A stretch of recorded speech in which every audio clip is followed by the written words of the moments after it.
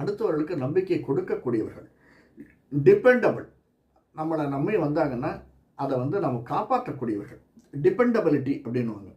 Intuition அதிகமாக கொண்டவர்கள், எதிர்காலத்தை பற்றி சிந்திக்கக்கூடியவர்கள், எதிர்கால சிந்தனை அதிகமாக உள்ளவர்கள், அதை பற்றி பேசக்கூடியவர்கள், அதை பற்றி தெரிந்து கொள்ள ஆசைப்படக்கூடியவர்கள் கும்பராசியில் பிறந்தனர். அடுத்தது ability to form the judgement அப்படிங்கிறாங்க.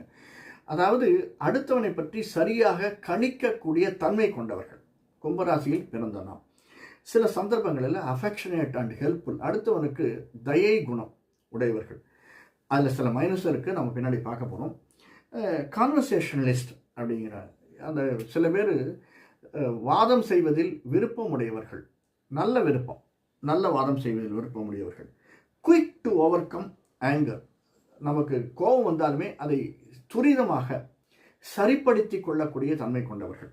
இது சாதாரணமாக அக்வாரியஸ், அதாவது கும்ப ராசியில் பிறந்த நமக்கு இருக்கக்கூடியது.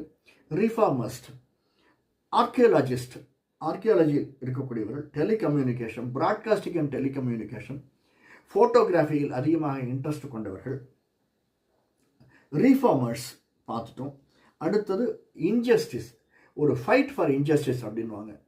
சில விஷயங்கள் நமக்கு பிடிக்கலன்னா ஏண்டாமல் அப்படி பண்ணுறான் அப்படின்னு எரிந்து விழக்கூடியவர்கள், டக்குன்னு அதை நம்ம வெளியில் சொல்லக்கூடியவர்கள், நமக்கு பிடிக்காத